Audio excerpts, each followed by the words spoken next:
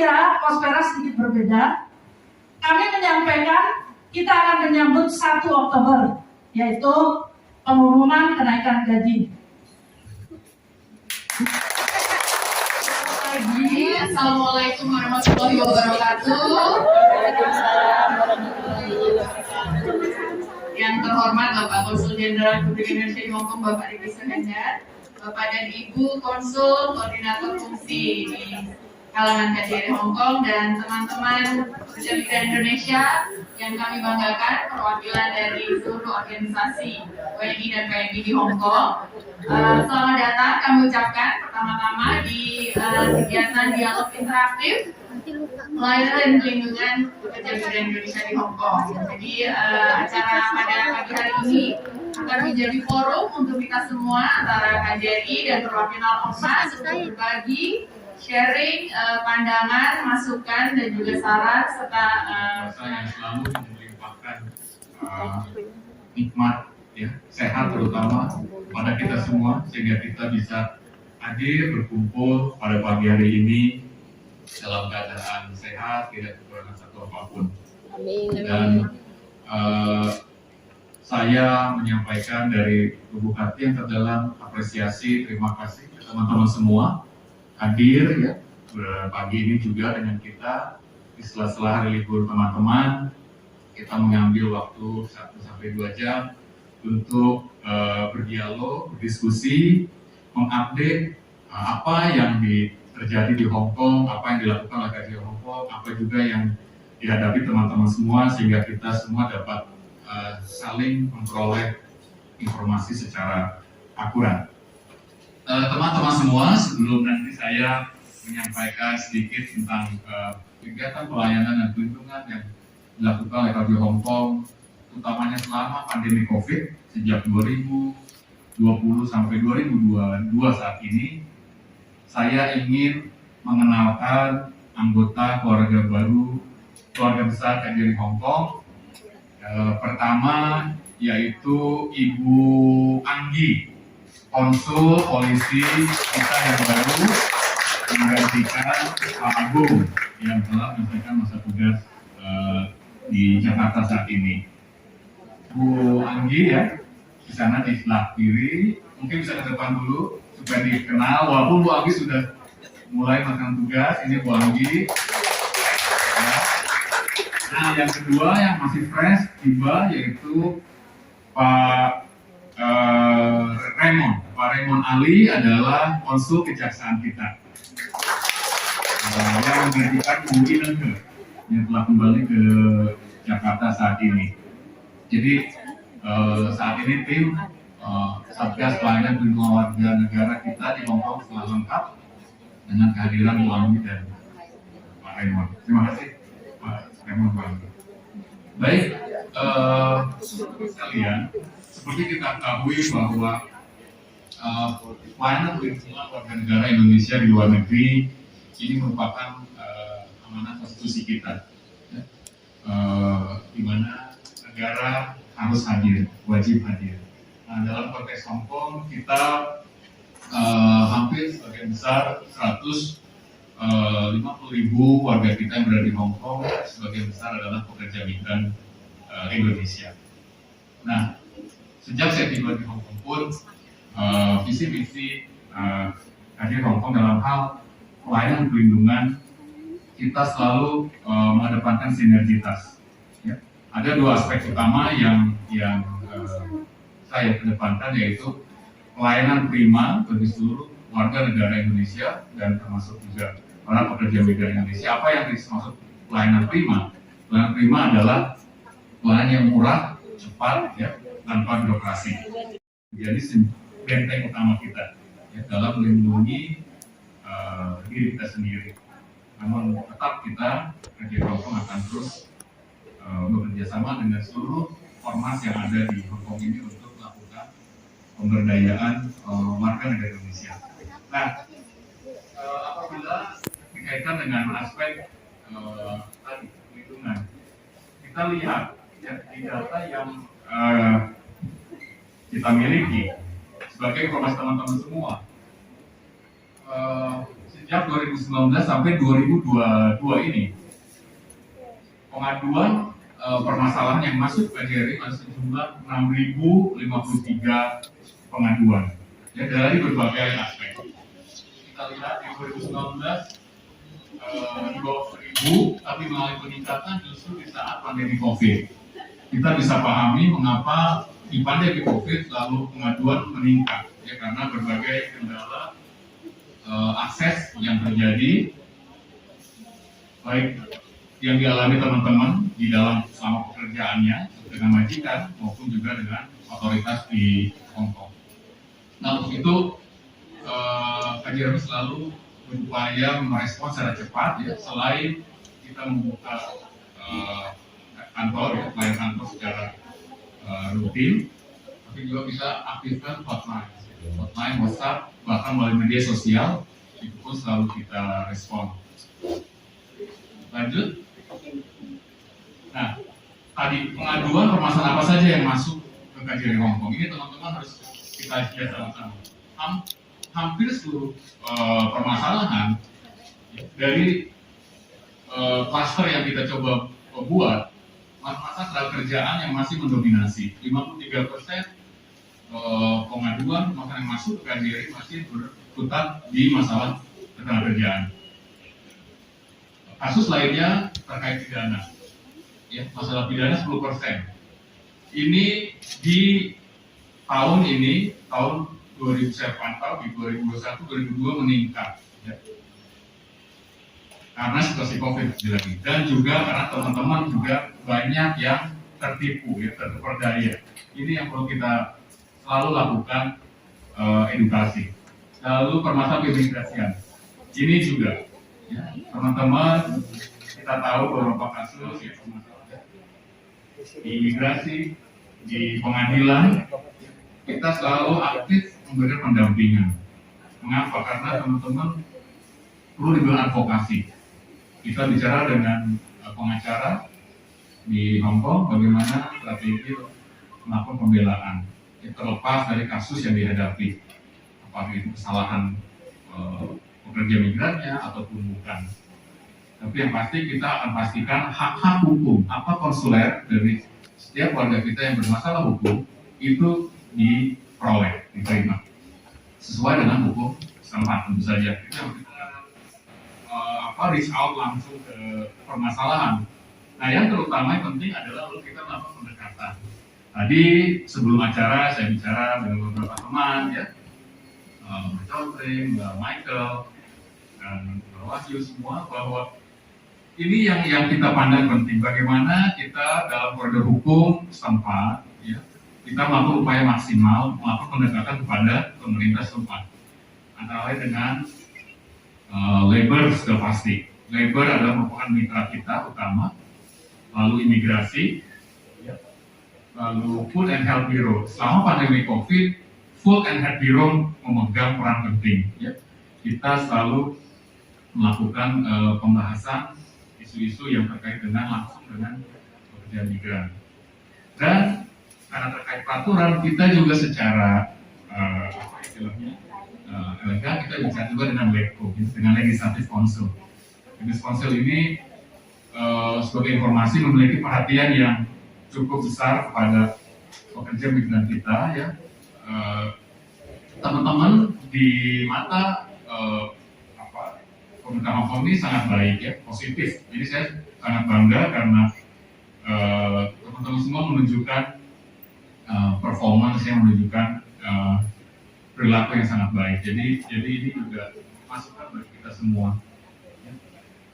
Antara ini saya lihat dengan Ombudsman, kita juga ketemu ya, dengan labor kemarin beberapa isu yang berhasil kita tangani, antara misalnya COVID sertifikat vaksin kita tidak diakui, tapi berkat pendekatan yang kita lakukan, vaksin dalam wilayah Indonesia bisa diterima oleh Hong Kong, sehingga teman-teman bisa masuk dengan mudah tanpa harus terkendala.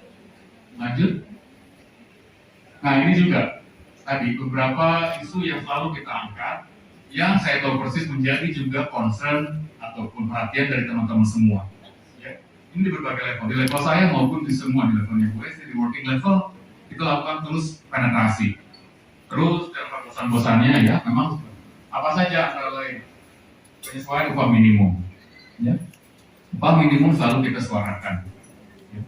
Apa yang menjadi keinginan teman-teman kita sampaikan secara baik kepada pihak otoritas. Ya, minimum wage, penyesuaian jam kerja dan juga hari libur. Jam kerja yang selama ini masih kita terus upayakan, tapi kita tidak pernah lelah ya untuk pembicaraan tersebut. Lalu bagaimana proses visa yang lebih mudah ya? Imigrasi kita ketahui sangat ketat. Ya, saat ini ada beberapa hal, contohnya misalnya tuduhan job-hopping. Saya selalu mengungkapkan ke mereka bahwa iya, kita tidak tutup mata. Ada teman-teman yang nakal, tidak hanya Indonesia, tetangga sebelah kita juga banyak. Tapi kalau secara fairness saya minta, jadi selektif, tidak lalu berbiar-biar, tidak lalu generalisasi bahwa apabila PMI meminta beri kontrak ataupun tidak majikan lalu dianggap mencari salary lebih baik, tidak seperti itu saya sampaikan. Jadi kalau ada assessment yang lebih fair, lalu isu lainnya. Next. Nah ini satu contoh kita juga selain dengan otoritas, kita juga dengan konsulat Filipina ya, yang selalu kita partner saya untuk mengangkat isu-isu yang menjadi perhatian bersama. Ini yang karena dengan dorongan secara bersama-sama mereka akan lebih memperhatikan. Nah ini sama di berbagai level di saya maupun di teman-teman di working level kita lakukan pertemuan secara rutin. Next. Nah ini sinergitas kita ya. Tadi sampai di awal saya sampaikan misi kita KJRI tidak mungkin bekerja sendiri. Ya. Justru itulah kehadiran teman-teman dari wakil dari organisasi masyarakat ya, yang langsung di bawah langsung pekerja migran Indonesia kita ini bersama-sama kita melakukan sinergitas ya. Tentunya kemarin vaksinasi. KJRI Hongkong ataupun Indonesia yang hanya salah satunya diizinkan untuk melakukan program vaksinasi mandiri. Jadi berkat pendekatan kita minta karena banyak teman-teman yang khawatir melakukan vaksinasi dengan berbagai alat kesehatan, kita mintakan ayo kita lakukan secara mandiri, diizinkan oleh pemerintah Hongkong. Kedua juga satu-satunya perwakilan yang diizinkan untuk merepatriasi warga kita ya, pulang ke Indonesia di saat semua border ditutup, perbatasan ditutup. Ini karena pendekatan kita yang baik. Ya. Jadi ini tidak hanya KJRI sendiri, tapi semua berkontribusi. Makanya saya sekali lagi berterima kasih juga ya, dengan teman-teman semua yang memberikan support selama ini. Terutama saudara kita yang di Makau ini merupakan sampai saat ini masih ditutup. Tapi kita terus approach pihak pemerintah Makau. Lanjut. Nah ini masker juga kenapa diangkat karena memang faktanya walaupun sekarang pemerintah Hongkong sudah merelaksasi ya, sudah terkesan kita bisa berkehidupan normal. Namun pembatasan masih diberlakukan teman-teman ya. Contohnya berkumpul saat ini pun wajib masker, sudah ada wajib tes RAT ya. Ini juga harusnya kita terapkan. Tapi kita tidak ya, itu juga harus tahu jumlah berkumpul itu masih 120 maksimal, tidak bisa lebih. Walaupun kita KJRI, tapi kita tetap harus mematuhi pihak-pihak yang tidak dikenal. Ya.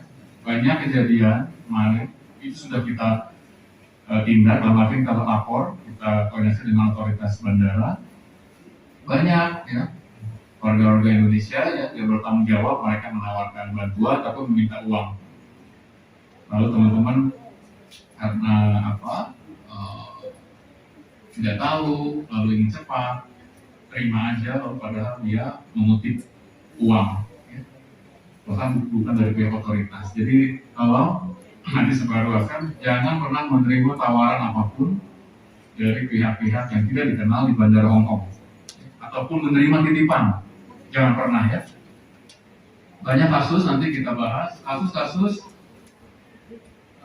teman-teman yang menerima titipan, ya. Ternyata titipannya adalah narkoba. Ya. Terlepas yang bersangkutan tahu atau tidak, kita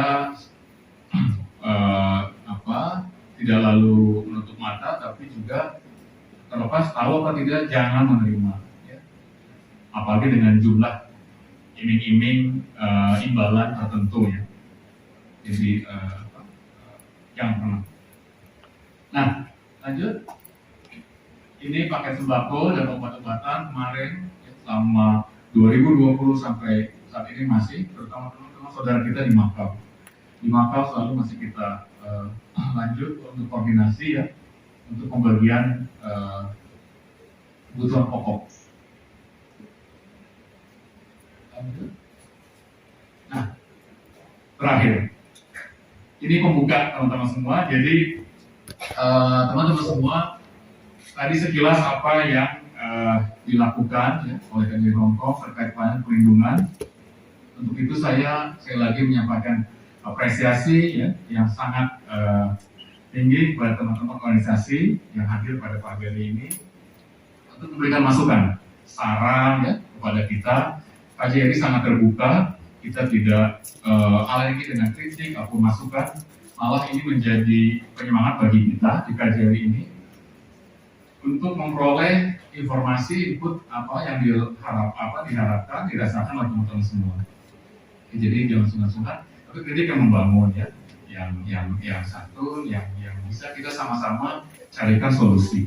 Karena tidak mudah di Hongkong ini teman-teman bekerja berhadapan dengan aturan Hongkong yang teman-teman pahami, tapi beberapa teman-teman dan pada akhirnya tentu saja apa yang kita lakukan bersama pada pagi hari ini pun untuk kebaikan dan kemajuan seluruh kehidupan para pekerja migran kita di luar negeri.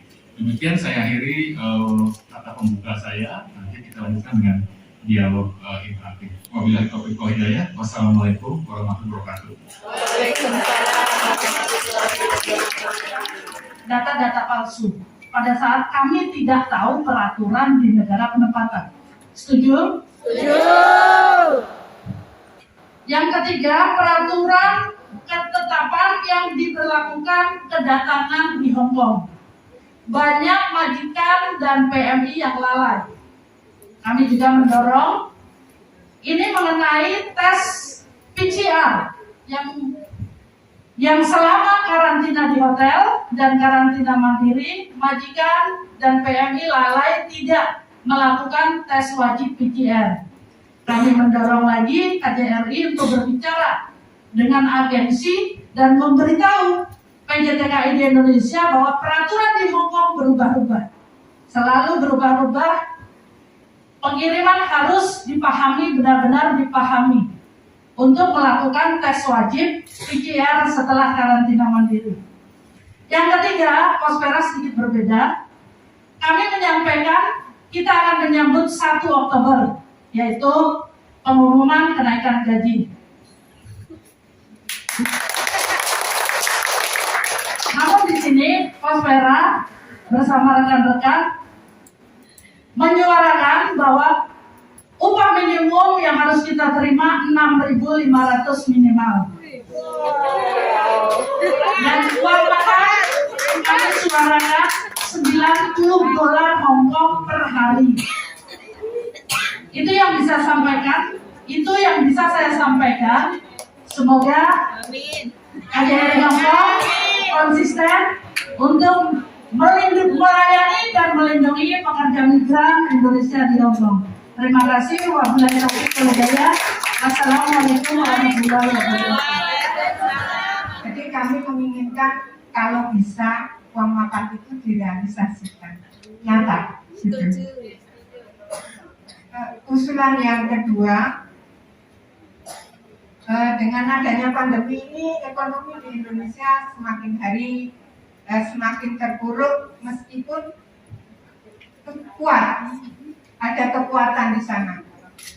Saya mengusulkan di sini bukannya kami ini Demam Citayam, bukan, tapi orang-orang Indonesia, teman-teman Indonesia yang ada di Hongkong ini banyak yang suka beli baju-baju fashion kalau liburan. Nggak usah ngomong orang lain, saya sendiri. Selalu setiap minggu ada ini, ada itu, diskon ini, diskon itu. Nah, bagaimana kalau kita juga membantu perekonomian Indonesia dengan cara produk-produk Indonesia itu dipamerkan di sini, agar mungkin teman-teman itu bisa tertarik dan bisa mau membeli produk-produk dalam negeri sendiri. Dengan cara nggak perlulah fashion week terlalu pendek mungkin waktunya, bisa fashion moon gitu 1 bulan sekali, tapi KJRC juga memberi fasilitas gitu. Kemudian masalah fashion week ini kami mengusulkan jangan hanya organisasi besar yang pegang, tapi organisasi kecil itu mohon diberi kepercayaan agar organisasi kecil itu juga bisa berdiri. Mungkin kalau organisasi besar bisa pegang 1 bulan 1 organisasi. Namun ada beberapa organisasi kecil bergabunglah, organisasi A dan B yang kecil-kecil itu bisa pegang bulan ini, organisasi besar bisa pegang bulan ini gitu. Jadi gantian. Manfaatnya BPJS itu apa? Sedangkan PMI yang pulang ke Indonesia dalam keadaan sakit, tapi mereka tidak mendapatkan hak dari BPJS. Itu yang saya terima laporan-laporan dari PMI. Hanya itu aja yang saya sampaikan, Bapak Konjen. Terima kasih dan semoga untuk kedepannya akan lebih bijak dan lebih melindungi kami. Terima kasih Bapak. Selanjutnya, mohon berkenan Bapak Konjen atau Bapak Ibu Konsul yang dapat menyampaikan dasar. Terima kasih. Terima kasih teman-teman atas pertanyaan dan masukannya. Saya akan coba respon, nanti teman-teman di KJRI juga akan menambahkan. Untuk Bu Michael dari Prospera, saya ucapkan terima kasih ya, atas masukan dan apresiasi ya, terkait dengan zero cost ini. Terus terang kita terus menyampaikan kepada BP2MI ya, penerapannya agar betul-betul secara benar, artinya tidak dibebankan biaya pengiriman ya. Nah tentu saja saya sampaikan juga BP2MI harus bekerjasama dengan agen-agen P3MI ya, dan pihak-pihak terkait ya, memastikan semua aturan itu lalu diterapkan dengan benar, tidak pada saat masuk ke Hong Kong lalu timbul masalah, artinya overcharging juga lalu nanti muncul ya, karena biaya-biaya yang seharusnya tidak diterapkan tapi diterapkan ke PMI kita. Lalu juga tadi data ganda ini sekaligus menjawab beberapa isu yang sama ya, data ganda. Nah teman-teman, data ganda bukan tadi ada menyampaikan peraturan di Hong Kong berubah, betul peraturan di Hong Kong berubah, tapi khusus untuk terkait dengan data individu, data seluruh pelaku perjalanan apapun itu tujuannya tidak boleh berbeda, tidak boleh termasuk ke Indonesia. Apabila ada warga negara asing yang masuk ke Indonesia 2 kali dengan data berbeda, maka dia akan dikenakan sanksi pidana sama dengan Hong Kong. Jadi tadi memang permasalahannya ada di hulu ya, ada di saat sebelum keberangkatan. Entah itu ketidaktahuan tadi sampai Michael dan juga Atan ya, atau dipaksa ataupun dibohongi oleh para agen ya, yang pada saat sebelum keberangkatan. Nah ini tapi tentu saja tadi disampaikan harus kita bersama-sama ya, tidak hanya di KJRI Hong Kong tapi juga nanti di pusat. Nah masukan pagi ini saya akan pastikan saya sampaikan ke instansi terkait, Kemenaker ya, P2MI, kepolisian juga, imigrasi di Indonesia, bahwa semua pihak harus bersama-sama memastikan bahwa semua warga negara Indonesia yang tidak hanya PMI berangkat menggunakan data yang sama, tidak menggunakan data yang berbeda.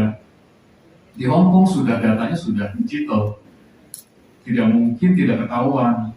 Ya. Kalaupun ada yang lolos, itu hanya masalah waktu. Ya. Masalah waktu. Nanti pada saat perpanjangan visa ataupun ID akan ketahuan. Ya. Jadi masukan tadi saya akan teruskan ya, karena tadi betul ada di hulu ada. Nah ini harus dipastikan. Lalu mereka terkait dengan tes PCR ya, ini nanti kita akan tindak lanjuti ya, pastikan menghimbau seluruh agen di Hong Kong secara jelas. Nanti juga akan kita masukkan di dalam welcoming program kita. Salah satu materi kita melakukan welcoming program bagi seluruh PMI yang sudah ada di Hong Kong. Itu akan kita masukkan ya Bu Rike ya dalam materi kita. Kenaikan gaji, saya sepakat ya bahwa kenaikan gaji kita tadi saya sudah sampaikan, kita selalu mendorong ke pemerintah Hong Kong. Nah, tadi masukan dari teman-teman menyebut angka, itu pun nanti menjadi referensi buat kita. Di angka berapa sih yang dianggap oleh teman-teman tadi layak? Walaupun tentu saja pemerintah Hong Kong punya hitungan-hitungan sendiri, tapi minimal kita akan sampaikan angka yang memang pantas. Lalu Bu Aris juga tadi ya, Bu Aris terkait dengan gaji UMR. Nah terkait dengan tadi usulnya bagus sekali ya, memang Indonesia saat ini dalam kondisi COVID masih terus kita berjuang dalam pemulihan ekonomi. Semua pihak, semua program kita di luar negeri, termasuk tadi teman-teman di sini juga, kita selalu mengedepankan produk-produk UMKM Bu Aris. Jadi nanti saat ini di fungsi ekonomi saya akan minta juga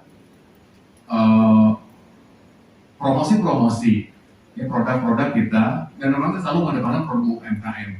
Nah nanti bisa nanti bicara dengan teman-teman di fungsi ekonomi kita Bu, apa saja sih yang bisa masuk gitu ya, layak untuk dipamerkan di Hong Kong ini. Kalau secara skala yang besar kita banyak lakukan, tapi tadi yang untuk UMKM pun kita terus kedepankan. Tadi Mbak Atta terkait penahan dokumen. Ya. Sudah kita lakukan terus-terusan Mbak Atta dan tidak kita berhenti, majikan kita kasih sanksi. Teman-teman tahu, di masa saya dan teman-teman di sini pun saya tegas ya, pemajikan ke agen di Hong Kong, bagi yang menahan dan tidak kooperatif, kita akan blacklist. Jadi banyak majikan, baru saja saya infokan ada satu majikan sampai minta-minta. Saya bilang selama Anda merubah perilaku Anda kepada pekerja migran kita akan berikan izin untuk mengambil lagi. Ya. Agennya juga begitu. Jadi terkait penahan dokumen itu memang menjadi salah satu yang kita selalu tegaskan ya, ke majikan dan agen tidak menahan apapun alasannya, karena paspor itu adalah hak pemilik, tidak boleh dipegang. Bahkan ada beberapa teman mengadu ke saya, Pak saya hanya ingin buka akun di bank di Hong Kong ini, hanya untuk buka akun tidak diberikan. Itu pun kita tegur. Nah data ganda kita akan sampaikan Mbak Tan ya. Dan yang terpenting adalah pemahaman yang sama, artinya nanti tidak terulang pengiriman yang sudah pernah, karena data ganda tidak lalu memaksakan diri masuk ke Hong Kong karena akan bermasalah, pasti ketahuan gitu ya. Ini yang selalu saya sampaikan ke pusat. Overstayer. Nah overstayer ini tidak harus dong, teman-teman harus paham bahwa overstayer tidak lalu menjadi pilihan gitu ya. Kita tahu ada kebutuhan ya yang bagi teman-teman kita bekerja di luar negeri. Tapi menjadi overstayer dan menjadi paperan, istilahnya paper recognition, tidak menjadi pilihan yang baik gitu. Ini yang harus teman-teman sama-sama dari organisasi masyarakat, PMI,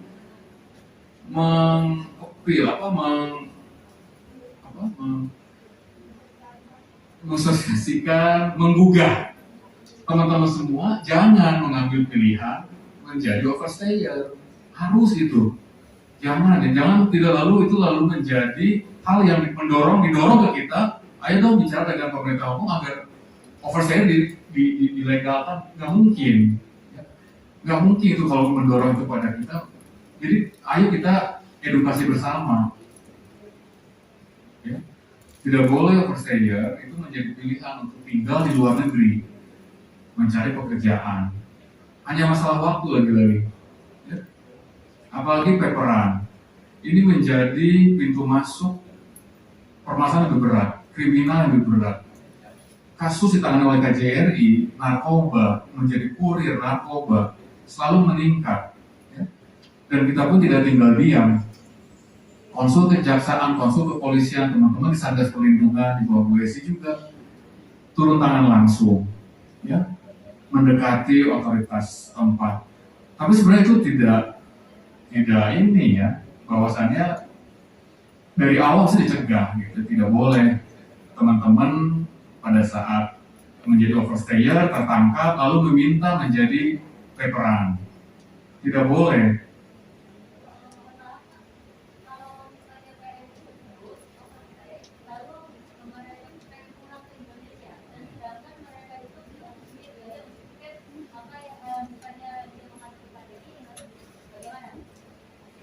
Bahkan saya pastikan semua PMI kita tangani. Yang overstayer yang ingin pulang lapor KJRI. Tidak lalu menjadi memilih menjadi paperan. Tidak usah khawatir. Selama ini pun kita tangani. Ya, nanti Bu Esi Pak Awam bisa menambahkan bagaimana kita all out. Yang paperan pun kita tangani semua. Aturan bilang enggak, dia sudah menyerahkan dokumen warganegaraannya. Tapi saya enggak, dia tetap warga kita selama dia masih bisa kita bantu.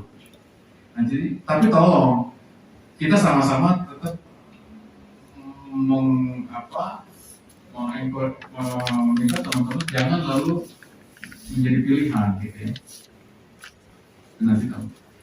Nah ini terkait BPJS, ya, Bu Dikto mungkin bisa merespon ya. Mungkin respon dari saya demikian, teman-teman saya menyampaikan. Terima kasih Pak Konjen, mohon izin. Assalamualaikum warahmatullahi wabarakatuh. Waalaikumsalam warahmatullahi wabarakatuh. Teman-teman semua dari organisasi yang saya hormati dan saya sayangi. Izinkan ada beberapa hal yang mungkin perlu kami tambahi berdasarkan apa yang tadi sudah disampaikan oleh Pak Konjen. Detailnya akan kami tambah. Yang pertama terkait dengan ini nyambung antara tadi yang disampaikan oleh Michael terkait upah minimum dan tunjangan makan atau uang makan kita biasa nyebut food allowance.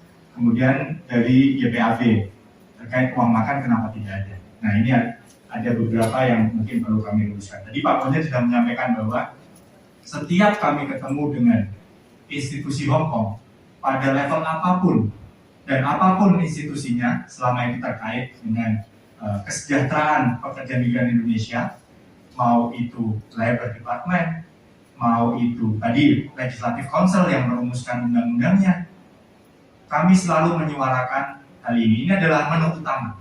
Jadi kalau teman-teman makan di warung ini menu utamanya. Jadi kami bahkan tidak menyebut ini kenaikan. Kami menyebut ini penyesuaian. Iya. Kenapa penyesuaian? Udah bahkan sesuai saja belum? Kan gitu. Setuju nggak? Setuju. Kami selalu menyebut bahwa gaji minimum wage ini belum sesuai dibandingkan dengan kebutuhan hidup. Bahkan sebelum pandemi itu belum sesuai. Apalagi setelah pandemi kebutuhan kita makin banyak. Ditambah adanya inflasi yang tahun makin banyak. Makanya kami selalu menyampaikan dalam presentasi tadi disampaikan Pak Konjen juga penyesuaian. Karena apa? Bahkan sesuai saja belum. Kenaikan itu kan kalau sudah sesuai baru dinaikin. Sesuai saja belum. Itu kan kami selalu menyalakan hal yang sama, dan bahkan tadi terima kasih Michael sudah ada angka 6.500.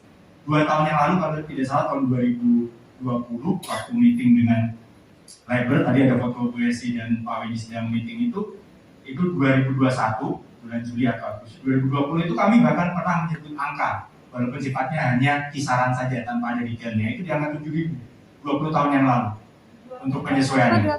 Betul. Cuma kan itu belum disertai dengan detail. Nah, ini PR kami. Kami sedang menyusun, dan ini insya Allah tanggal 23 September besok kami ada pertemuan lagi resmi sama dengan foto yang tadi ada. Kita akan sampaikan hal yang sama. Nah, ini teman-teman perlu ketahui juga, ketika tadi yang foto di situ ada itu bulan Juli tahun lalu 2021. Kita suarakan sama agar penyesuaian upah minimum dan penyesuaian tunjangan makan, food allowance. Jadi waktu itu tunjangan makan masih di 1.150 sekian per bulan. Kemudian setelah ketemuan dengan kami tidak akan mengklaim bahwa itu hanya karena ketemuan dengan kami, tapi juga pemerintah mau mendengarkan suara dari organisasi, dari lembaga non pemerintah, dan dia memiliki dewan juga untuk merumuskan upah minimum maupun tunjangan makan yang layak. Tanggal 30 September kalau tidak salah tahun lalu, setelah pertemuan dari kami diumumkan bahwa upah minimum naik kan dari 1.150 menjadi 1.173. Nah, tadi disampaikan oleh Michael lagi, kalau bisa 90 HKD per hari. Kami setuju juga. Dan itu sifatnya penyesuaian, bahkan bukan belum kenaikan. Ya, artinya itu per bulannya akan sekitar 2.200. Ini 2.700. Nah, itu kalau dihitung weekend juga, 30 hari ya. Gitu. Nah, pemerintah Hong Kong rumusannya itu selalu tidak menghitung weekend. Jadi itu biar kita tahu konteks kita sama. Tapi nggak masalah, kita tetap akan sampaikan. Terima kasih sudah mengingatkan. Nah, ini nyambung dengan pertanyaan dari GPAB. Uang makan kenapa tidak ada? Ini buat teman-teman yang belum memahami atau mungkin belum tahu konteks di Employment Ordinance Hong Kong atau di standar kontrak kerja. Uang makan atau makan ikut majikan atau kombinasi keduanya itu pilihan berdasarkan kesepakatan. Jadi teman-teman bisa memilih untuk dapat uang makan sepenuhnya. Berarti misalnya saat ini 1.173, dengan konsekuensi majikan melarang teman-teman untuk ikut makan dengan majikan. Bisa. Atau teman-teman memilih sepenuhnya makan ikut dengan majikan. Itu majikan tidak memiliki kewajiban lagi untuk memberikan uang makan. Jadi bisa juga separuh-separuh, tapi ada kesepakatannya. Jadi tapi itu susah juga dihitungnya. Jadi kesepakatan misalnya majikan akan kasih hanya sarapan, nanti per bulan dikasihnya 1.000 saja atau 500 saja. Bisa juga. Nah, ini tergantung kesepakatan. Pesannya apa? Kalau ada pelanggaran dari kesepakatan itu, laporkan kepada kami. Kami pernah menangani kasus ini, bukan pernah, lumayan sering. Jadi kami bahkan merubah dari kesepakatan awal, misalnya PM-nya lapor ke kami. Pak, persis seperti yang disampaikan Mbak Anis tadi. Pak, saya kok tidak pernah dapat uang makan, padahal di kontrak ada 1.173. Kami tanya, Mbak dikasih makan nggak? Dikasih, tapi cuma roti. Makan pagi roti, makan siang roti, makan malam roti. Oke. Ini tidak layak, pasti. Kita setuju ya, ini tidak layak ya. Nah, kita sampaikan, Mbak, mau nggak kita ubah? Kita panggil majikannya, kita panggil agennya, kita ubah kesepakatannya menjadi 100% dikasihkan food allowance. PM-nya setuju, ada PM-nya nggak setuju, Pak, nggak usah deh, saya ikut dengan majikannya. Ya sudah, kita ikut saja. Yang penting laporan pada KJRI, kami bisa membantu. Jadi kalau nanti teman-teman mendapatkan laporan seperti itu, ada yang memilih untuk mendapatkan uang makan sepenuhnya 1.173, laporkan ke kami. Kita bisa panggil majikannya, agennya, kita sepakati ketentuan yang baru, yaitu uang makan dibayarkan full. Tapi nanti jangan sampai uang makan sudah dibayarkan full, terus besok ada laporan lagi, Pak, saya kok nggak dapat roti lagi, tidak sarapan. Nah, ini jadi kita ingin fair saja, kita ingin yang berkeadilan, gitu kan. Jadi nggak masalah kalau ada peristiwa seperti itu agar dilaporkan kepada kami. Kemudian saya juga ingin menambahkan terkait dengan tadi dibahas oleh Atan mengenai overstay atau penolakan visa. Saya hubungkan dengan tadi yang disampaikan Pak Kojen juga, isu job hopping. Ini juga menu utama kami setiap ketemu dengan imigrasi Hong Kong. Jadi teman-teman, kami berkali-kali menyampaikan pada imigrasi Hong Kong bahwa jadi sebetulnya di imigrasi Hong Kong dia tidak mengenal istilah resmi job hopping, itu nggak ada di nomenklatur resminya. Yang ada adalah premature termination. Jadi pemutusan kontrak secara prematur. Prematur itu apa? Kontrak belum selesai, putus. Itulah yang secara resmi mereka gunakan. Jadi kalau ada peristiwa pemutusan kontrak secara prematur, maka PMI maupun majikan idealnya dua-duanya dimintai keterangan. Nah, pada praktiknya kami banyak mendapatkan masukan dan kami tangani juga kasusnya bahwa hanya majikan saja yang dimintai keterangan, atau petugas imigrasi hanya melihat keterangan dari majikan. Nah, ini sudah sejak tahun 2020 kita selalu dorong ke imigrasi Hongkong bahwa jangan seperti itu dong. Jadi kita harus berkeadilan, dengarkan juga PMI-nya. Dan itu direspon oleh imigrasi Hongkong. Kalau dulu tidak ada yang namanya appeal period itu seperti ini. Ketika teman-teman visanya ditolak, itu langsung ditolak. Kalau sekarang itu ada bahwa ditolak, tapi teman-teman diberikan waktu sampai dengan sekian untuk mengajukan banding. Nah, itu sayangnya seringnya itu yang dikirim ke agen. Teman-teman ada beberapa yang menerima, ada yang tidak. Nah, itu waktu banding itu harus dimanfaatkan dengan baik-baik. Dan kami mendampingi banyak yang seperti itu. Tapi selalu ingat bahwa mulai pada saat masa pandemi, pemerintah Hongkong memang menyesuaikan kebijakannya. Gak bisa lagi teman-teman, ini saya mengutip peraturannya Hongkong ya. Kami tidak setuju dengan peraturan itu dan sudah menyampaikan, tapi akhirnya kami setuju untuk tidak setuju gitu. Jadi kita sepakat sama Hongkong bahwa saya punya pendirian A, Hongkong punya pendirian B, dan akhirnya isu ini tetap seperti itu. Tapi kami sampaikan pada teman-teman bahwa Hongkong selama masa pandemi ini menyesuaikan peraturannya bahwa yang prematur kontrak itu boleh teman-teman memutuskan kontrak, tapi harus dengan alasan-alasan yang sudah ditentukan. Yang mereka menyebutnya yang reasonable. Misalnya karena apa? Karena majikannya domisilinya pindah keluar dari Hongkong, majikannya meninggal dunia. Kemudian ada alasan-alasan yang disebutkan dalam undang-undang Hongkong. Yaitu apa? Misalnya satu, ill treatment, perlakuan tidak baik, penganiayaan. Itu teman-teman nggak usah bilang memutuskan kontrak pun, majikan yang akan dianggap memutuskan kontrak tanpa notice. Artinya teman-teman akan dapat 1 bulan. Nah, tanpa alasan-alasan seperti itu, pemerintah Hongkong menghimbau supaya semua alasan dibawa dulu ke labor. Di labor itu ada sesi konsiliasi. Jangan langsung memutuskan putus kontrak. Jadi ada masalah, kalau nggak bisa ngomong baik-baik diselesaikan, monggo antara PMI dengan majikan. Kalau tidak bisa diselesaikan, bisa lapor ke KJRI, ke agen, atau langsung ke labor. Lapor ke KJRI pun kami akan bawa ke labor. Nggak usah khawatir, kita dampingi. Karena apa? Keputusan labor itu tidak selalu berakhir dengan berarti benar kamu terminate, kamu yang salah. Tidak, labor juga bisa memutuskan seperti ini, bahwa tidak ada yang salah, tapi kontraknya lanjut ya. Majikan tidak perlu menterminate, PMI tidak perlu menterminate, kontraknya lanjut. Nah, bisa seperti itu. Jadi tidak semua permasalahan itu harus berakhir dengan terminate, baik terminate oleh majikan maupun terminate oleh PMI. Ini yang selalu kami suarakan dan kami minta bantuan teman-teman untuk mensosialisasikan. Tapi kalau tadi ada kejadian yang penganiayaan, perlakuan tidak menyenangkan atau ill treatment, itu sudah menyalahi hukum Hongkong. Udah, itu sudah ada aturannya. Gaji tidak dibayar lebih dari sebulan. Itu sudah jelas, keluar saja, nyatakan keluar. Ya, dan itu sudah jelas dalam hukumnya. Jadi memang ada kejadian-kejadian yang bisa kita keluar langsung, ada yang perlu dibawa ke labor dulu. Jadi kami mohon bantuan teman-teman untuk mensosialisasikan hal tersebut. Kami dari AD Hongkong siap membantu teman-teman ini ya. Kemudian terkait dengan bekerja di hari libur dari belakang juga benar sekali. Jadi ini adalah hal yang kami minta bantuan teman-teman untuk mensosialisasikan.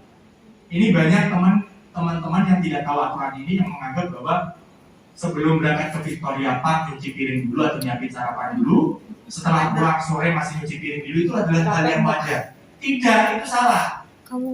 Dan kami banyak menangani itu. Jadi bahkan kasus-kasus yang dianggap kecil atau wajar itu kami tetap tangani. Dan itu sudah beberapa kali diputuskan oleh labor bahwa majikannya harus membiayai, dianggap sebagai lembur. Jadi kalau ada kasus seperti itu, tidak usah perlu berpanjang lebar, laporkan ke KJRI. Ya, Dan ini saya yakin sering terjadi, cuman banyak yang tidak paham bahwa itu adalah pelanggaran, ada lagi yang merasa mengikhlaskan. Jangan. Jadi kita kerja di Hongkong itu bukan sukarela, bukan voluntary, kita kerja itu profesional. Benar apa benar? Benar. Ya. Jadi kalau ada yang seperti Tuhannya dilanggar, laporkan. Ya kan? Langsung ke pengaduan. Mungkin itu dulu dari saya. Silakan kalau sudah lain. BPJS Kesehatan. 2. BPJS Ketenagakerjaan. Pekerja migran Indonesia itu diharapkan memiliki BPJS Ketenagakerjaan yang aktif. Oke, sementara untuk BPJS Kesehatan, untuk semua warga negara Indonesia yang tidak berada di Indonesia kurang lebih 6 bulan, itu BPJS Kesehatannya bisa dinonaktifkan. Jadi kita boleh tidak membayar premi BPJS Kesehatan kita jika kita selama 6 bulan berada di luar negeri. Dengan kata lain, teman-teman semua boleh tidak membayar BPJS Kesehatannya, ya, karena kita semua berada di luar negeri, tidak di Indonesia. Nah, bagaimana dengan BPJS Ketenagakerjaan? BPJS Ketenagakerjaan itu, teman-teman pada awal keberangkatan pasti sudah memiliki BPJS Ketenagakerjaan yang aktif selama 1 tahun berada di 1 tahun awal bekerja di luar negeri. Nah, kemudian teman-teman harus memperpanjang membayar iuran secara mandiri, yang mana itu juga tidak mahal, 13.500 pengetahuan saya. Tadi pertanyaan Kak Rattan, ada yang nggak bisa diklaim. Nah, jadi harap diingat, BPJS Ketenagakerjaan itu ada syarat dan ketentuannya. Syaratnya apa? Adalah penyakit akibat kecelakaan kerja atau yang diakibatkan oleh pekerjaan teman-teman, ya. Atau yang kedua adalah kematian. Amit-amit jangan, datang sehat pulang sehat. Ya. Oke. Penyakit yang diakibatkan oleh pekerjaan. Ini saya belakangan memang diskusi kasus satu orang TNI yang pulang akibat sakit dengan Mbak Atta, yang memang menurut keterangan yang bersangkutan itu tidak bisa diklaim oleh BPJS. Yang beliau ini menderita penyakit stroke. Kalau nggak salah saya stroke ya Pak Tan? Ya, stroke. Nah, BPJS itu mereka punya tim ahli. Ada dokter-dokter ahlinya. Sehingga ketika PNI pulang membawa rekam medisnya, itu diserahkan ke tim medisnya BPJS, mereka menganalisa. Stroke ini diakibatkan oleh akibat si mbaknya bekerja atau tidak. Nah, dari hasil analisa tim medis itulah makanya bisa diputuskan apakah ini kecelakaan kerja atau tidak. Kalau dari hasil analisa tim ahlinya itu adalah kecelakaan kerja, maka pasti akan diklaim. Kalau bukan, berarti tidak bisa diklaim. Tapi PNI yang saya ceritakan ini bisa diklaim biaya keberangkatannya karena beliau masih baru di sini. Seingat saya baru 4 bulan. 4 bulan bekerja, dianggap gagal bekerja, jadi bisa diklaim biaya tiket kepulangan. Tentunya dengan ada syarat-syarat pendukung, ada surat resmi dari kita, dari KJRI, pemberitahuan si mbaknya pulang, tiketnya, kemudian kontrak kerjanya, dan lain sebagainya. Nah, itu 2 hal yang harus kita sepakati. Jadi saya harap teman-teman tidak mengeneralisir bahwa BPJS tidak bisa dipakai. Bukan tidak bisa dipakai, tapi tentunya dengan syarat dan ketentuan yang berlaku. Nah, apakah ada yang bisa sukses berhasil diklaim? Ada. Kami membantu cukup banyak teman-teman PNI yang pulang akibat sakit. Ada kemarin yang jatuh saat belanja ke pasar, jatuh dari bus, kakinya bermasalah di bagian lutut. Dan itu kami bantu untuk klaim asuransinya BPJS-nya di Indonesia dengan bekerja sama bersama agen PT dan BPJS di kota si PNI-nya. Demikian. Kemudian satu lagi saya tambahkan terkait isu data ganda. Teman-teman, kita semua mengetahui terkait data ganda itu permasalahannya adalah di hulu atau pada saat keberangkatan teman-teman sebelum ke sini. Mungkin itu terjadi untuk teman-teman. Karena selama ini pun saya membayar rutin setiap bulan BPJS Kesehatan yang ada di Indonesia. tadi informasi dari Ibu katanya itu bisa dinonaktifkan. Bagaimana proses untuk menonaktifkan BPJS tersebut? Menonaktifkan BPJS Kesehatan karena kita tidak berada di Indonesia. Nah, itu perlu diinformasikan ke BPJS-nya. Minta tolong ke keluarga untuk melaporkan bahwa nama ini, nomor induk kependudukan ini sedang berada di Hong Kong. Jadi bisa dinonaktifkan pembayarannya. Nanti ketika Mbak sudah pulang ke Indonesia, diberi waktu durasi 30 hari kalau saya nggak salah untuk mengaktifkan kembali. Ya, jadi harus dilaporkan karena kalau nggak dilaporkan kan petugasnya jadi tidak tahu. Oke, terima kasih. Ya, Bu Esi silakan. Untuk menindaklanjuti itu. Jadi kita mau protes saat itu kenapa untuk yang kami traveler lalai sehingga kena 10.000 ya kalau nggak salah kan PCR testnya. Kalau itu kan masih hari keempat ya, sekarang hari kedua di hotel, 469 itu di luar. Ya kita udah sampaikan ke labor pun juga sependapat dengan alasan kita. Tapi labor harus koordinasi dengan CHP dan Department of Health karena mereka juga banyak institusi yang berkecimpung di situ. Memang kita koordinasi dengan labor supaya cepat. Nah, oleh labor itu sudah ditindaklanjuti dan sudah diinfokan kita bahwa sudah disediakan bahasa Indonesianya. Bahasa Indonesia untuk petunjuk hari-hari apa saja yang harus tes PCR setelah keluar karantina. Memang pengalaman kita kemarin itu Hongkong itu untuk incoming travel itu kan banyak infonya, bahkan harus scan gitu. Nah ini kita kan nggak mungkin satu-satu kepada PNI yang baru datang untuk mengikuti ini satu-satu gitu ya.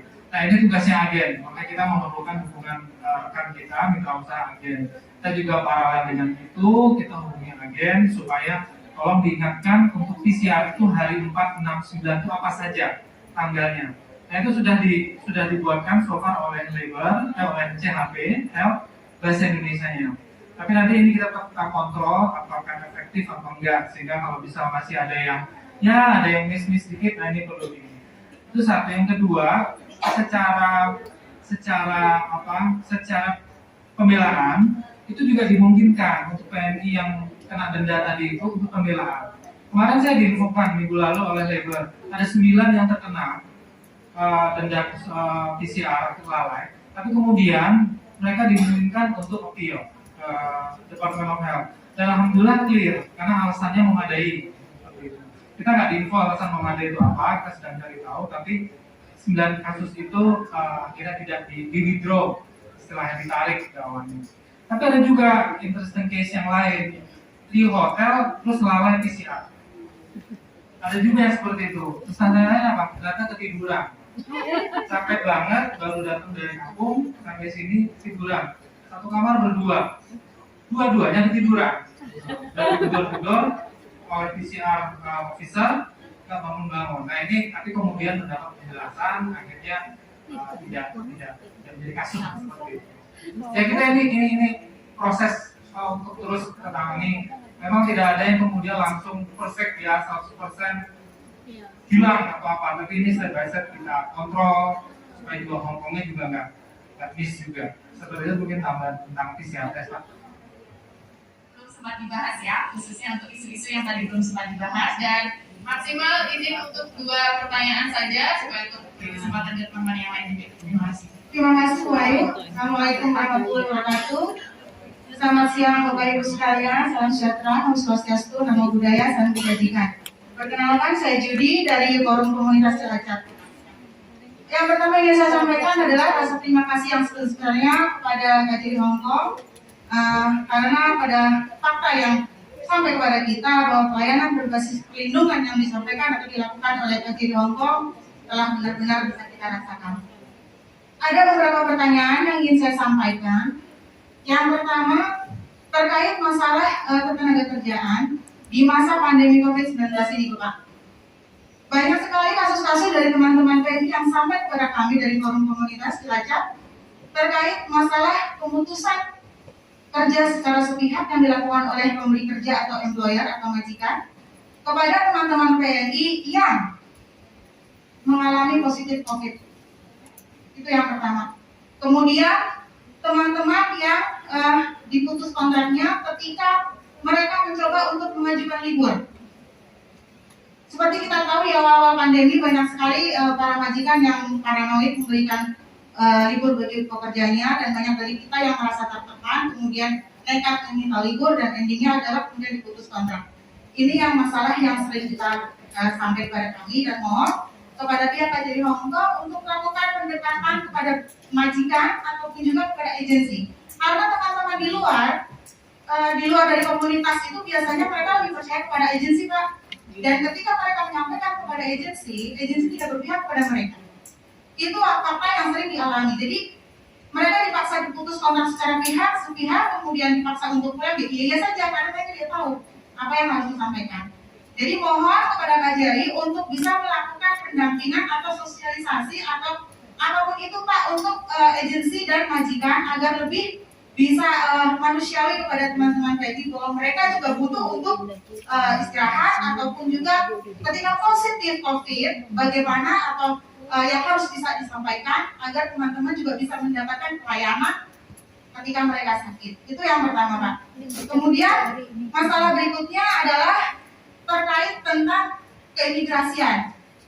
Tadi sempat dibahas oleh teman-teman bahwa banyak sekali teman-teman yang bisa langsung ke pertanyaannya ya, boleh. Jadi untuk masalah keimigrasian ini, teman-teman masih banyak yang kurang paham tentang bagaimana cara prosedur extend visa ataupun perpanjangan paspor. Jadi mereka tuh lebih kurang tahu, kurang paham bagaimana caranya sehingga mereka lalai, mengabaikan sehingga mereka menjadi melampaui batas izin tinggalnya. Dan yang terakhir, mohon izin satu lagi pertanyaan terkait tentang pemberdayaan untuk PMI.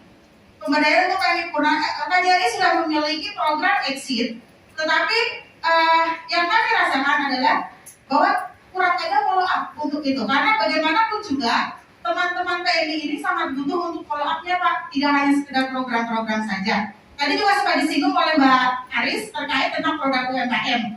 Banyak sekali teman-teman pelaku UMKM dari PMI yang tidak memiliki jalan untuk bisa masuk produknya ke Hongkong, terutama di masa pandemi ini. Dan mohon maaf, apa kabar IDN Store dari Kementerian Perdagangan? Terima kasih.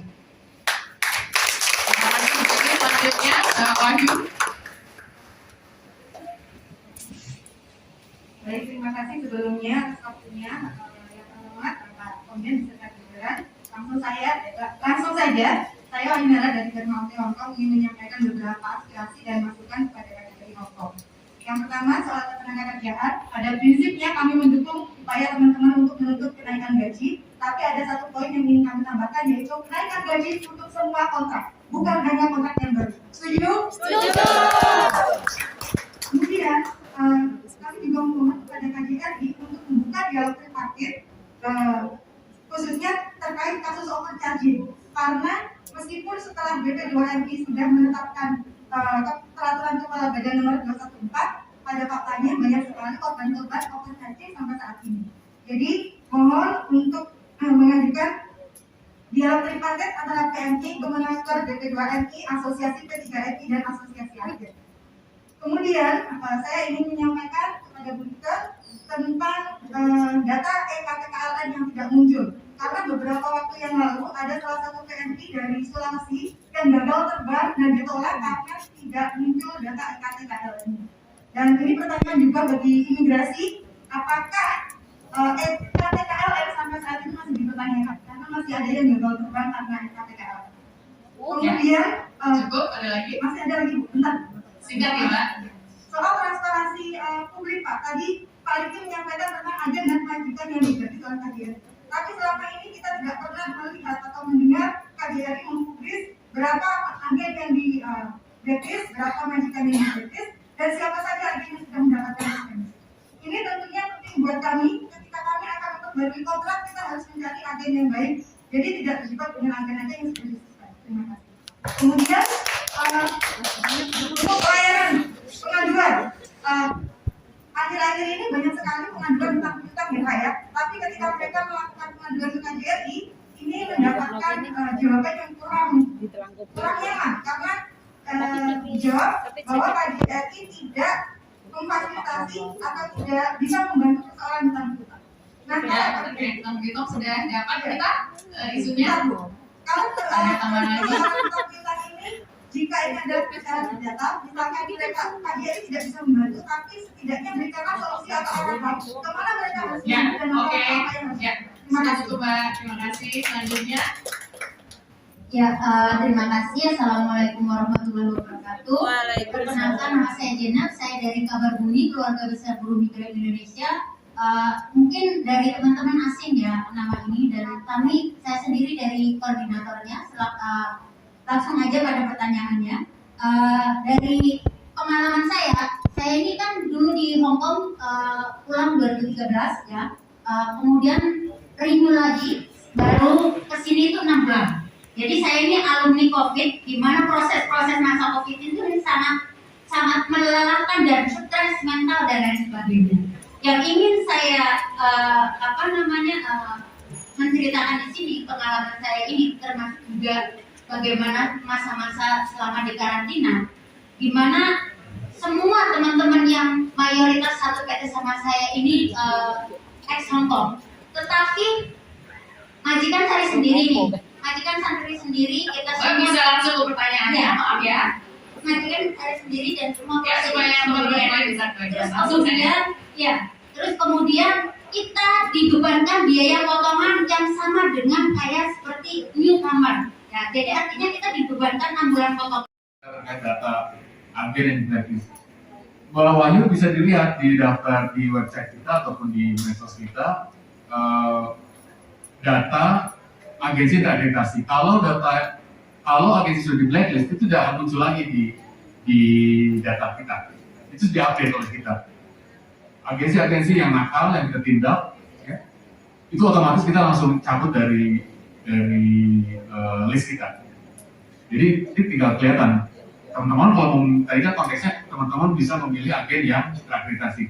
Ya pilih saja yang ada di daftar tersebut. Tidak lalu sudah pasti itu terakreditasi dan tidak bermasalah. Hutang piutang, saya kira hutang piutang Bu Andi kita selalu aktif, Bu Wahyu ya. Aktif dalam artian kita mencoba mencarikan cara. Ya. Bagaimanapun hutang piutang adalah tanggung jawab pribadi, tapi tadi aspek edukasi ya kepada seluruh PM kita agar tidak terjerat dengan hutang piutang terus kita lakukan. Nah nanti data yang Mbak Wahyu punyai silakan di-share ke kita dan kita cari maksimal yang bisa kita lakukan untuk para PMI kita ya.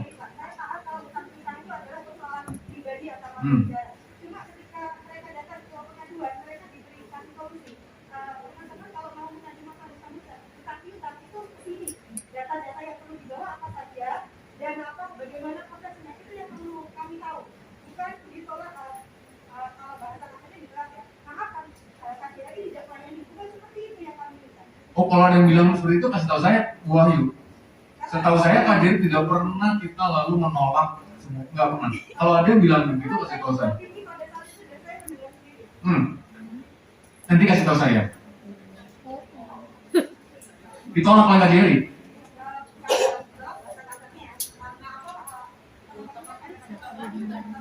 Makanya Mbak, saya bukannya defensif, tapi sepanjang saya di sini, saya pastikan tidak ada yang menolak. Jadi mohon juga teman-teman jangan gunakan bahasa yang ditolak dari ditolak gitu. Tapi narasi jangan seperti itu karena tidak pernah kita menolak.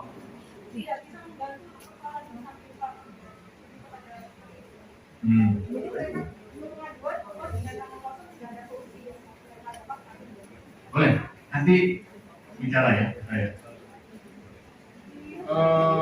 Lalu tadi yang pertanyaan saya terkait soal keimigrasian dan mohon maaf tadi pertanyaan saya terkait soal keimigrasian, pelayanan keimigrasian dan juga terkait tentang program dari Kementerian Perdagangan di Store.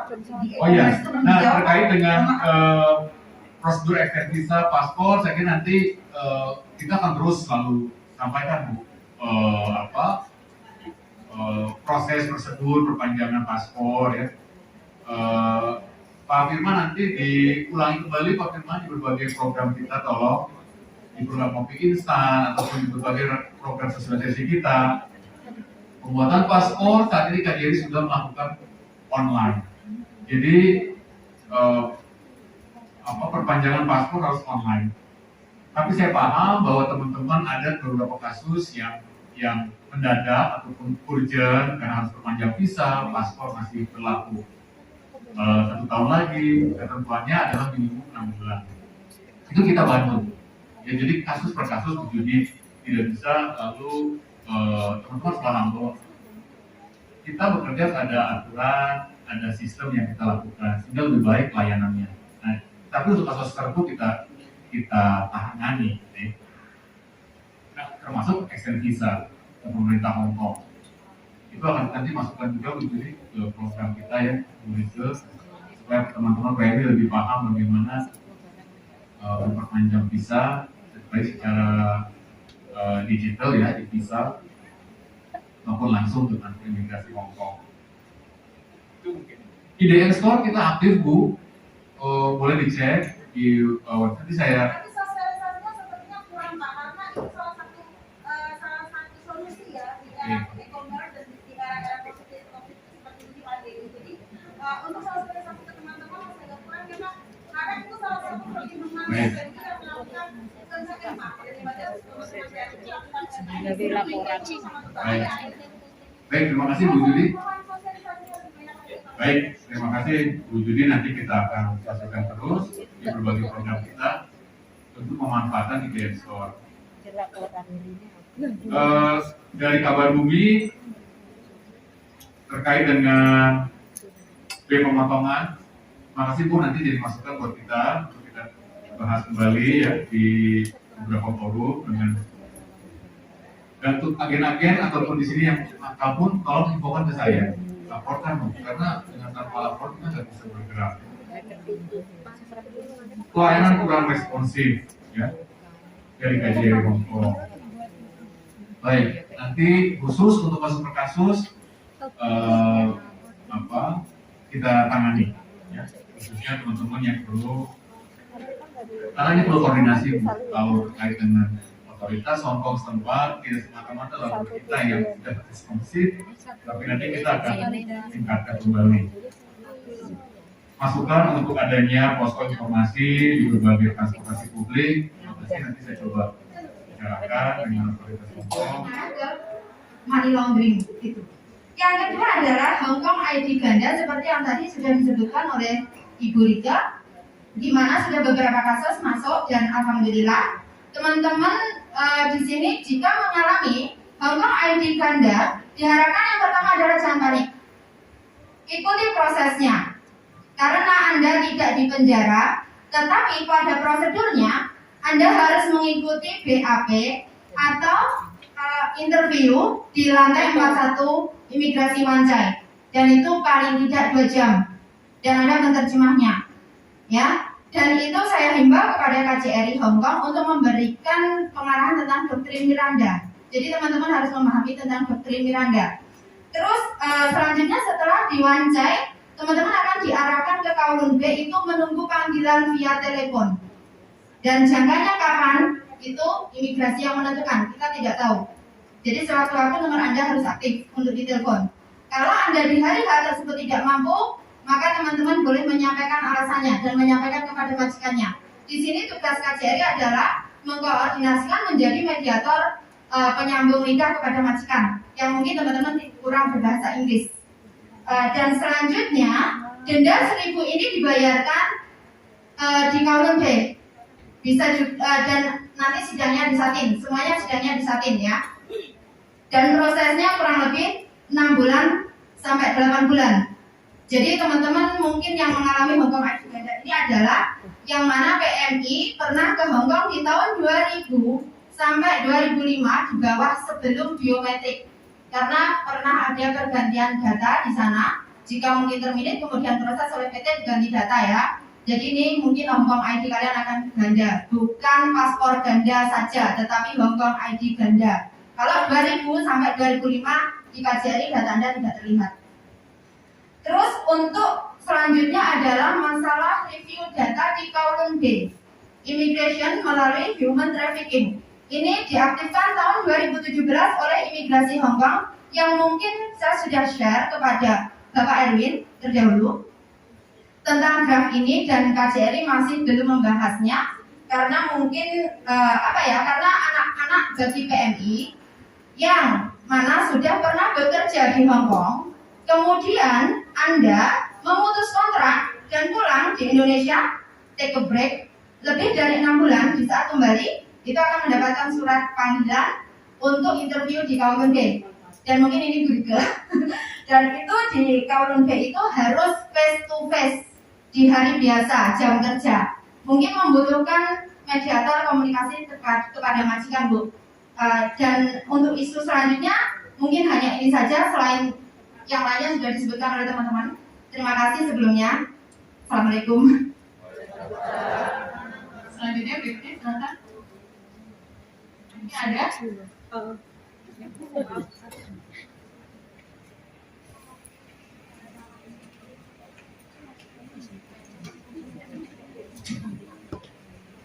Selamat siang semuanya. Assalamualaikum warahmatullahi wabarakatuh. Perkenalkan, nama saya Dita Aprilia. Saya perwakilan dari komunitas PNI Speak Up Hong Kong. Di sini langsung saja Ibu Ayu, Pak Rizky dan semuanya. Yang saya tanyakan yang ingin saya tanyakan adalah transparansi soal kontrak kerja mandiri.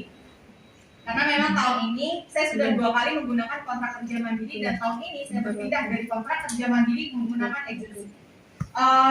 Ini testimonial dari saya, memang sangat bagus sekali ternyata. Selama ini kontrak mandiri kurang lebih merugikan juga kepada PMI karena kita tidak ada perlindungan seperti itu. Apa-apa kita urus sendiri, apa-apa kita urus sendiri. Tetapi di sini yang saya butuhkan adalah karena memang nggak hanya sedikit teman-teman pekerja migran Indonesia yang menggunakan kontrak kerja mandiri sebelumnya. Karena mungkin ini peraturan baru, jadinya beberapa waktu itu saya perpanjang. Ibu Mirna mungkin ya kalau saya tidak salah sebut, itu tidak transparansi apa saja persyaratan perpindahan dari kontrak kerja mandiri menggunakan agensi. Kemudian saya ada salah paham antara majikan saya dengan agensi dan juga KJRI karena perbedaan informasi. Ya saya tanyakan, Bu Mirna juga tidak menjawab pertanyaan saya berapa biaya kontrak kerja mandiri sehingga KJRI merekomendasikan menggunakan agensi. Seperti itu. Jadi yang saya butuhkan, karena memang banyak sekali teman-teman saya juga yang menggunakan kontrak kerja mandiri sebelumnya, gitu. Jadi saya ingin persyaratan kontrak kerja mandiri ini ditransparasikan, karena memang kita akuin banyak teman-teman juga yang minim knowledge dalam arti kurang mau membaca, hanya percaya kepada katanya. Seperti itu. Jadi saya ingin KJRI memberikan informasi secara rinci terkait kontrak kerja mandiri yang ada. Seperti itu. Kemudian yang kedua adalah soal terkait imigrasi. Di bulan Agustus kemarin saya membantu salah satu pekerja migran Indonesia yang dia tidak bisa terbang ke Hong Kong dan ditahan di imigrasi Filipina karena terkait visanya sudah habis. Memang saya akui ini adalah kelalaian pekerja migran itu sendiri karena dia tidak fokus terhadap datanya sendiri sehingga. Tapi yang saya anehnya adalah imigrasi Indonesia meloloskan terbang ke Filipina tanpa melihat visanya itu sebenarnya sudah habis. Sehingga ketika dia di Filipina, dia ditahan oleh imigrasi Filipina tidak boleh terbang lagi ke Hong Kong. Seperti itu, karena visanya memang sudah habis Ibu. Dan pada waktu itu memang pagi sekali Mbak Neni ini telepon saya menanyakan siapa yang bisa membantu saya. Nah Mbak Neni saya anjurkan untuk telepon ke KJRI, tapi pihak KJRI tidak merespon pada waktu itu di bulan Agustus. Saya masih simpan chattingannya. Nah ini yang menjadi saya concern adalah karena perpindahan kertas visa, ya kan sebelumnya kertas visa kan kecil tuh, ya ditempel di paspor sehingga berubah menjadi kertas berbentuk A4 yang terpisah dengan paspor. Benar? Ini adalah menjadi suatu saat mungkin akan ada permasalahan yang serupa. Karena kan memang kertasnya itu tidak seperti dulu lagi Bu, gitu kan? Makanya yang saya harap adalah kenapa imigrasi Indonesia meloloskan dan imigrasi di Hong Kong pada waktu itu tidak merespon apa yang kami butuhkan ketika teman saya tertahan di Filipina. Terima kasih. Saya akhiri, wassalamualaikum warahmatullahi wabarakatuh. Waalaikumsalam. Silakan Bapak dan Ibu bisa dijawab responnya. Baik, terima kasih Bu Conri masukannya ya. Saya mencatat memang PMI kita di Hongkong ini menjadi rentan ya terkait dengan masalah money laundering maupun trafficking. Nah, dalam pertemuan saya dengan Komisioner Polis Hongkong terakhir, ini isu saya angkat juga terkait dengan rentannya penggunaan rekening teman-teman ya yang dimanfaatkan oleh pihak-pihak yang tidak bertanggung jawab. Di beberapa koordinasi juga yang oleh Bu Anggi dengan polisi Hong Kong juga ini menjadi salah satu perhatian. Nah, dalam kesempatan ini juga saya mengajak teman-teman semua ya, nanti tolong disebarluaskan juga, jangan pernah mau digunakan rekeningnya untuk transfer dana-dana yang tidak jelas, walaupun diiming-imingi dengan imbalan tertentu. Ini menjadi bahaya, ya, sangat rentan. Tadi Bu Conting mengusulkan kita nanti itu dari mana masukan kita sampaikan ke pihak otoritas Hong Kong, memang dimungkinkan untuk melakukan dari pihak perbankan sini katakanlah penghentian jika ditemukan transfer yang tiba-tiba melonjak dari jumlah angka yang sewajarnya. Terima kasih. Nah, terkait juga dari data ganda informasinya betul Bu Conting, dan kita siap nanti seperti Pak Awang sampaikan dan Bu Rike, kita akan konsolidasi ya sesuai dengan ketentuan yang berlaku. Bu Mita, terima kasih masukannya terkait kontrak kerja mandiri. Intinya kita terbuka ya teman-teman semua. Nanti Pak Wendy akan memasukkan ini dalam berbagai. Nanti kita buat sesi khusus mungkin ya untuk update terkait dengan kontrak kerja mandiri sebagai pilihan bagi teman-teman dalam melakukan pekerjaan di Hong Kong ini. Nanti tambahkan imigrasi tadi Bu Mita ini jadi masukan, nanti kita sampaikan ya Pak Andi untuk di pusat agar lebih teliti misalnya nanti dalam mengecek warga negara kita yang keluar apabila memang mereka tidak memiliki visa izin tinggal yang valid. Mungkin itu dari saya, silakan yang ngomong Pak. Terima kasih Pak Gojek. Izin menambahkan tadi topik ya, yang tadi disampaikan Pak Gojek bahwa pada level Pak Gojek juga sudah menyampaikan di level beliau. Kalau tadi teman-teman melihat di presentasi itu juga saya waktu itu dengan konsul polisi saat itu Pak Agung itu juga menyampaikan usulan yang sama itu 2 tahun yang lalu, 1,5 tahun yang lalu. Tahun 2021. Jadi kami sempat mengusulkan kepada KPA terkait dengan tindakan preventif, karena kita pengen tadi sampaikan Pak Mungkin bahwa kalau bisa jangan ada kejadian dulu depan baru kita bertindak, tapi preventif nantinya seperti apa. Kita mengusulkan yang serupa, pihak polisi Hong Kong masih meninjau ketentuan-ketentuan terkait dengan itu. Misalnya boleh nggak sih polisi membatasi akses uang masuk pada warga sipil? Itu kan pertanyaan mengenai human rights juga. Nah, mereka harus berkoordinasi lintas instansi juga lintas peraturan, karena ketentuan terkaitnya sangat banyak. Mereka sedang mereview ini. Saya yakin kemarin saya diceritain juga dengan kontrol polisi yang baru Bu Anggi bahwa beliau juga sudah mengagendakan untuk bertemu menindaklanjuti hal-hal yang selama ini sudah dibahas tapi update-nya belum kemana-mana. Dan nanti mungkin pada kesempatan mendatang Bu Anggi akan menyampaikan update-nya seperti apa terkait dengan isu money laundering. Kemudian terkait dengan Mbak Mita yang visa sudah habis tapi kok bisa lolos dari imigrasi Indonesia seperti ini. Saya menangani hal yang mirip tapi mungkin berbeda ya. Jadi kemarin itu ada bukan PMI datang ke Hong Kong, sudah sampai Hong Kong. Bayangkan, kan ini bukan hanya masih di Filipina, sudah sampai Hong Kong, dipulangkan, nggak boleh masuk. Dia menggunakan fasilitas bebas visa. Nah, makanya saya tidak mau berada-ada. Nanti mungkin Pak Firman atau Pak Andi bisa menjelaskan lebih lanjut bahwa belum tentu kejadiannya seperti itu, tanpa kami mendahului ya. Tapi kalau boleh nanti kami bisa datanya dengan Pak Firman juga boleh, biar kalau ini sudah terjadi, kita pengen ke depan tidak terjadi lagi, kan gitu. Jadi supaya ada perbaikan ke depan. Tapi banyak kemungkinannya Mbak. Misalnya karena maskapainya yang lalai, atau bukan karena visanya gitu, tapi karena hal yang lain di Filipina sana. Misalnya Saya pernah kalau bersama Mbak Wahyu pengaduan waktu itu, kalau itu dia tidak bisa terbang dari Filipina karena masa berlaku PCR testnya sudah selesai. Itu juga bisa terjadi. Nah, jadi variabelnya sangat banyak. Tapi mohon nanti datanya disampaikan saja ke kami. Kita akan cek dan yang paling penting supaya ke depan tidak terjadi lagi. Terima kasih.